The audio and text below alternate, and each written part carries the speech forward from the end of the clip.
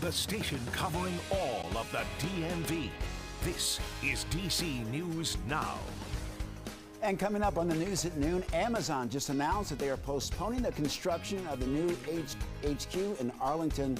So what's next for the company? Also, a Prince George's County shooting leaves a teenager dead and another injured.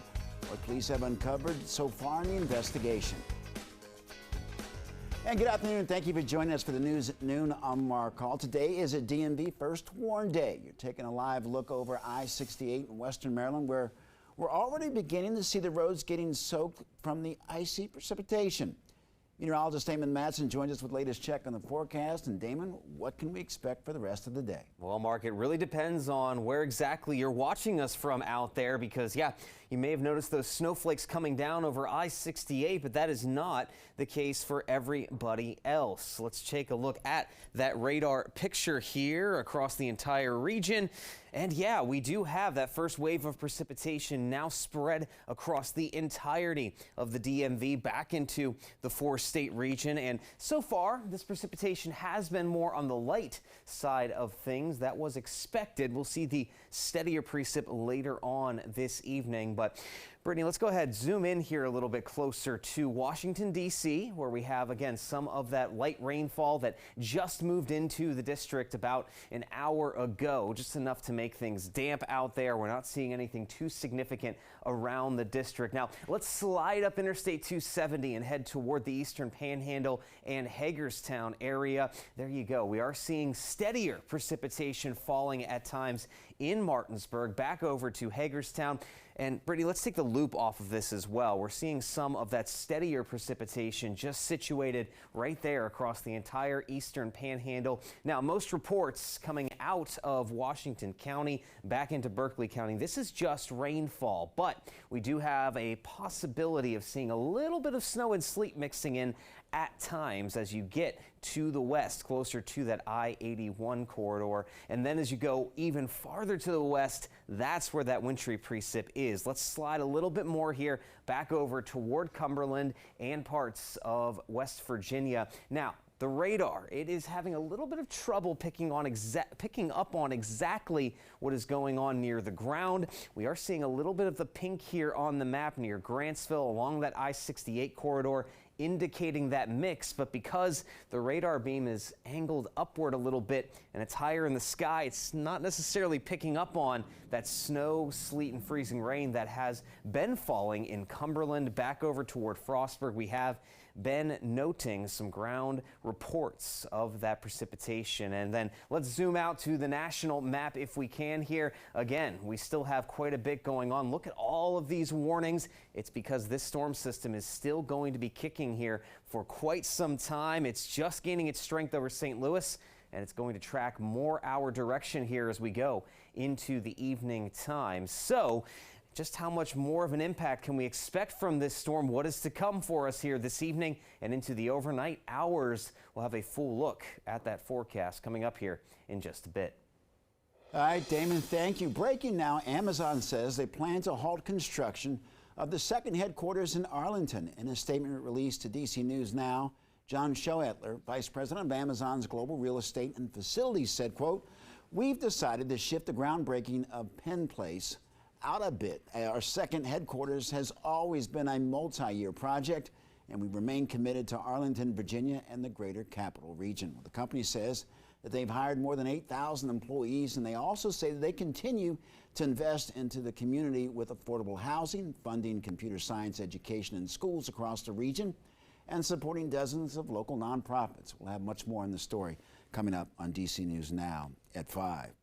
And developing now, we now know the name of the teenager who was killed in last night's double shooting in Prince George's County. The victim, 17-year-old Michael Nawalu of Upper Marlboro. We previously reported the second victim was also a teen. However, police now confirming to us that the victim was a man. His injuries are considered non-life threatening. The latest county crime data out of Tuesday of this week says that 4 people were murdered since mid-February. At least 15 have been killed this year, which is the same number seen this time in 2022. On the double shooting, police described their investigation around a possible car of interest and searching through nearby bushes. You can see there's a vehicle on scene. When our officers arrived, both of the victims were found outside. Combing the area for any evidence, any items of value to lead to information to solve what occurred tonight. So anyone who may have information, or in order for us to best keep our community safe, we ask for that partnership and to come forward with any information you may have. Investigators say they are working to find suspects and determine a motive.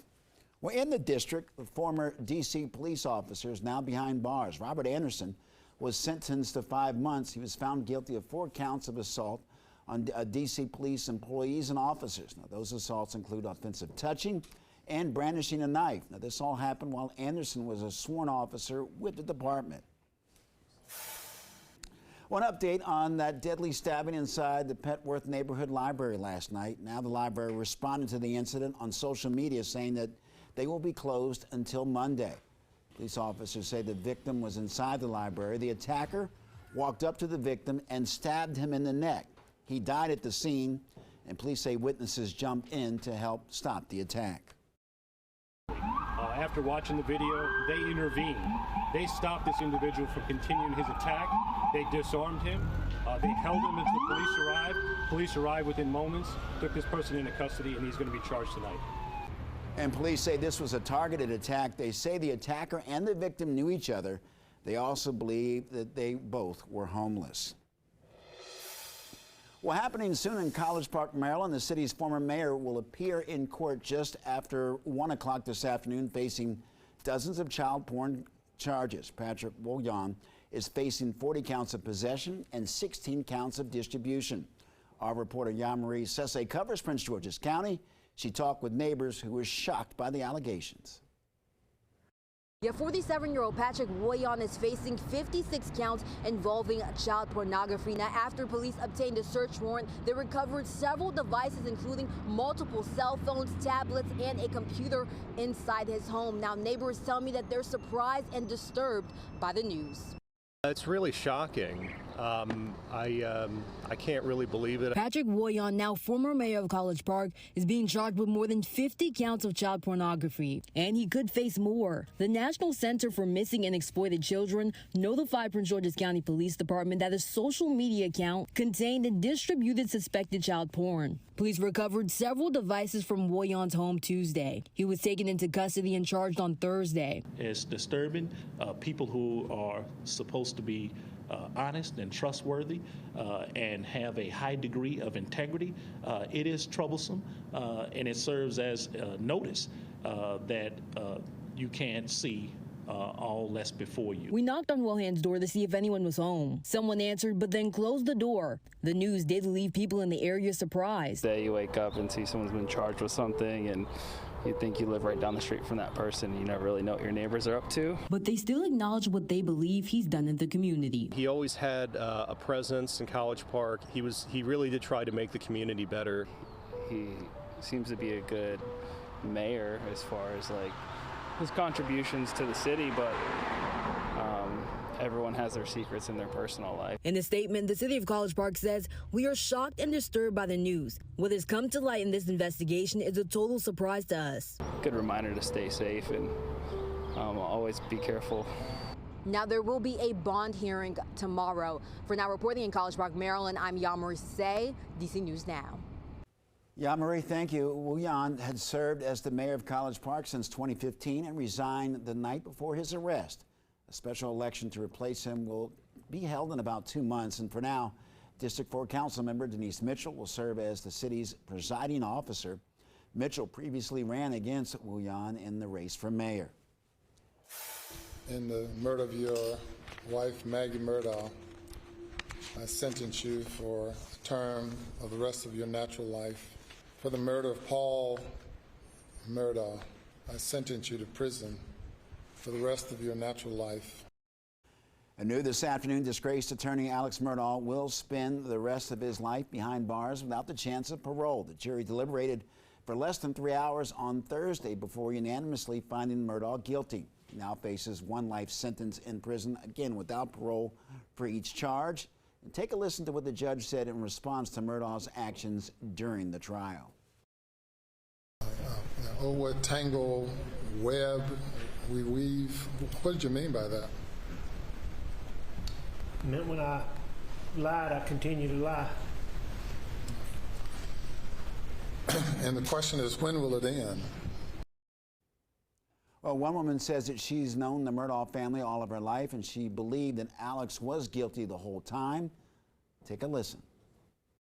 Alex, I think that was just fake tears. I said, I'm glad justice has been done, and like I told you, every dog has his day.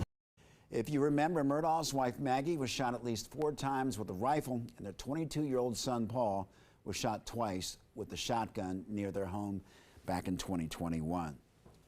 Well, top diplomats from around the world are in India for a meeting of the G20 conference. The gathering allowed for a very rare face-to-face discussion between U.S. and Russian officials.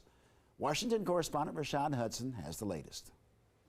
End this war of aggression. It was a rare face-to-face meeting between Secretary of State Antony Blinken and Russian Foreign Minister Sergei Lavrov during the G20 conference in New Delhi, India. Virtually every country, period, continues to bear the costs of Russia's war of aggression.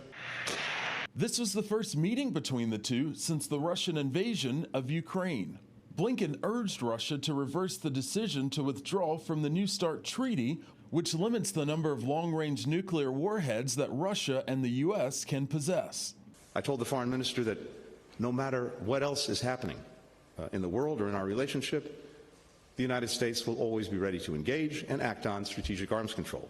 And when it comes to ending the war in Ukraine, the Secretary of State says Russia refuses to entertain peace talks. President Putin, however, has demonstrated zero interest in engaging. But on Capitol Hill, Texas Senator John Cornyn says Ukraine needs to take the lead in those negotiations. This has got to be something that President Zelensky and the people of Ukraine support.